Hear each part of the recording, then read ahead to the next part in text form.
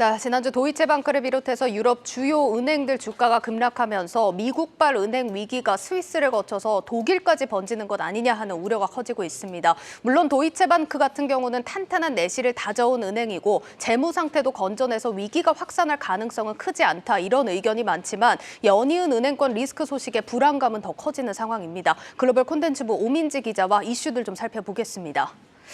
오 기자, 먼저 도이체방크 위기은행으로 지목되면서 지금 일이 커졌는데 어떻게 된 일입니까? 이 유동성 위기를 겪었던 크레디트 스위스 사태로 인해서 다른 은행들의 채권에도 우려감이 좀 커진 겁니다. 유럽에서는 도이치방크가 다음 위기의 은행이 될 수 있다 이런 우려가 불거지면서 주가가 폭락했고요.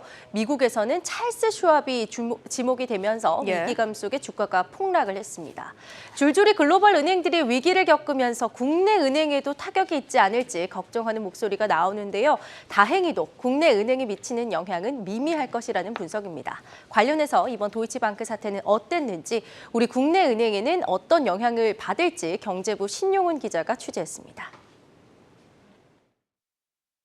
이번 도이체방크 주가 급락의 원인은 CDS 프리미엄의 급등 때문입니다. 이달 초 88bp 수준이던 도이체방크의 CDS, 즉 신용부도스와프 프리미엄은 24일 239bp까지 치솟았습니다. CDS는 기업이 파산할 경우 손실을 보전해주는 파생 상품인데 이 CDS의 프리미엄이 높으면 부도 위험이 높다는 것을 의미합니다. 이처럼 도이체방크의 CDS 프리미엄이 치솟은 이유는 크레디트 스위스가 UBS에 인수된 뒤 갖고 있던 조건부 자본증권, 즉 코코본드가 상각 처리되면서부터입니다.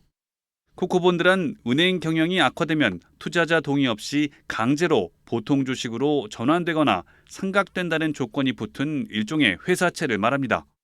크레디트 스위스의 코코본드가 휴지 조각이 되면서 불안 심리가 또 다른 은행인 도이체방크로 옮겨간 겁니다.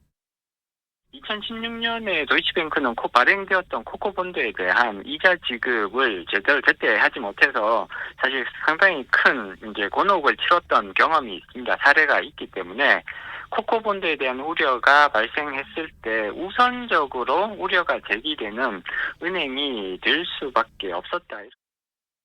도이체방크가 발행한 코코본드는 유럽 평균보다 조금 많은 약 91억 달러, 우리 돈 12조 원 규모입니다. 하지만 크레디트 스위스의 상각된 코코본드 22조 원과 비교하면 10조 원이나 적습니다. 또 도이체방크의 지난해 순수익은 7조 원으로 전년비 160% 성장했고 유동성 커버리지 비율도 142%로 안정적입니다. 해외발 위기에 불안 심리가 가중되고 있는 국내 은행도 유동성 위기라 생각할 만한 데이터가 나오지 않고 있는 것은 마찬가지입니다. 금융지주를 제외한 은행들의 코코본드 발행 규모는 12조 원으로 전체 자산의 5% 수준에 불과합니다. 유동성 커버리지 비율은 108%로 1년 전에 97%보다 11%포인트가량 높아졌습니다. CDS 프리미엄 역시 45bp 수준으로 지난해 말 56bp에서 계속해서 떨어지고 있습니다. 해외 은행발 불안 심리만 아니면 투자 자금이 급격히 빠져나갈 이유는 없는 셈입니다. 한국경제TV 신용훈입니다. 네, 우리 은행에 미치는 여파는 적다니 다행이지만 비슷한 이슈가 끊이질 않으니 걱정이 되는 상황입니다. 계속해서 좀 지켜볼 필요가 있겠습니다. 자, 그리고 오늘 오후에 또 전해진 소식입니다. 실리콘밸리 은행이 인수됐다 이런 소식도 전해졌는데 짧게 좀 보고 갈까요? 네, 오늘 미국의 연방예금보험공사에서 미국의 퍼스트 시티즌스가 SVB의 모든 예금과 대출을 인수한다고 밝혔습니다. 퍼스트 시티즌스는 미국의 노스캐롤라이나에 기반을 하고 있고요. 이번에 720억 달러의 SVB를 인수하게 됐는데요. SVB의 전체 자산을 약 165억 달러 할인된 가격에 인수하게 되는 겁니다. 네, SVB 관련한 소식 이렇게 짧게 알아봤고 그리고 또 이슈가 많습니다. 지난 주말에 전해진 보도를 보면은 이번에는 미국의 상업용 부동산이 금융시장의 또 다른 뇌관이 될 수 있다. 이런 우려가 또 제기가 됐더라고요. 네, 금리가 급등을 하면서 상업용 부동산에 대한 대출 부담이 커진 건데 결과적으로 이 은행 대출의 부실을 키워서 유동성 위기를 촉발할 수 있다. 이런 분석이 제기된 겁니다. 세세하게 살펴보자면요. 미국의 상업용 부동산은 이 임대 아파트나 오피스 빌딩을 말합니다. 단독주택 같은 이 주거용 부동산보다는 대출 비중이 훨씬 좀 높다는 특징을 가지는데요. 그래서 금리가 오르면 대출 부실화의 위험이 커지는 겁니다. 특히 이번에 코로나 팬데믹을 겪으면서 재택근무가 많아졌잖아요.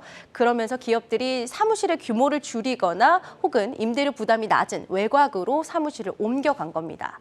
다시 말해서 오피스 수요도 줄었고요. 공실률이 높아지면서 임대 수익도 낮아졌는데 채무자들이 담보대출을 갚을 여력이 자연히 줄어들었다는 겁니다. 그러면 상업용 부동산 수요 측면에서는 얼마나 타격을 입은 겁니까? 비교를 한번 해보겠습니다. 이 코로나19 이전인 2019년 4분기와 작년 4분기 미국의 주요 지역의 공실률들을 비교한 건데요. 보시면 샌프란시스코의 사무실 공실률을 봤을 때 2019년 4분기에는 5% 정도 수준이었는데 굉장히 급격하게 작년 4분기에는 19%로 약 4배 정도 늘어난 것을 보실 수 있습니다.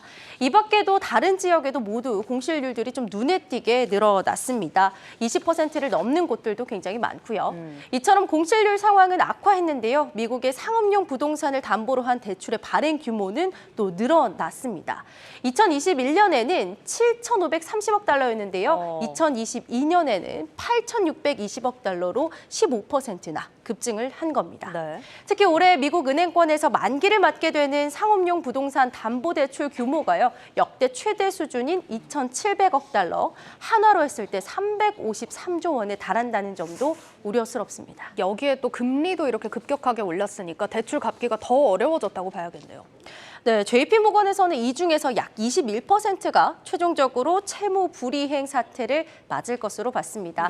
동시에 70%인 약 2조 3천억 달러가 전체 자산 규모가 2,500억 달러인 이 중소은행에 몰려 있다라는 건데요. 미국 중소은행들이 SVB와 시그니처 뱅크 사태를 보면서 이 상업용 부동산과 관련한 신규 대출을 꺼리고요. 차환을 좀 줄이게 될 가능성이 높습니다. JP모건은 이러한 대출 조이기가 전체 대출 규모를 줄이면서 제2, 제3의 신용 경색을 초래할 수 있다고 봤습니다. 알겠습니다. 자, 그러면 조금 좀 보수적으로 보자면 제2, 제3의 SVB가 계속해서 나올 수도 있다. 이렇게 좀 해석이 될 텐데 부동산 시장이 이렇게 흔들리면 관련 리츠도 좀 따라서 흔들릴 수밖에 없겠네요. 네, 자연히 생각이 리츠까지 뻗칠 것 같은데요. 시가총액이 30조 원에 달하는 미국의 최대 리츠 ETF, 뱅가드 리츠 ETF는요. 이번 SVB 사태 이후 주가가 8% 하락을 했습니다. 미국의 주요 상장 리츠인 보스턴 프로퍼티 상업용 리츠 주가도요. 팬데믹 직전인 2020년 1월에 143달러로 고점을 보였는데요. 이후 지금까지 65% 빠지면서 약세입니다. 미국 상업용 부동산 시장과 리츠가 흔들리고 있지만 우리나라의 경우는 그 영향이 크지 않을 것이라는 이 월가의 분석이 나오기도 합니다. 블룸버그는요, 글로벌 금융 혼란을 넘어선 행동주의 투자자들이 한국을 투자 대상으로 고려하고 있다고 전하기도 했습니다. 미국의 상업용 부동산이 다음 뇌관으로 지목된 이후 제롬 파월 연준 의장도 이번 상업용 부동산 문제에 대해서 인지하고 있지만 현재 은행들이 겪는 문제로 이어질 것으로는 생각하지 않는다면서 확대 해석에 대해 경계하는 모습이었습니다. 미국 상업용 부동산 시장 어떻게 전개될지 경계감 가지고 투자에 참고하셔야겠습니다. 네, 글로벌 시장 상황 진단해봤습니다. 고웨스트 오민지 기자였습니다.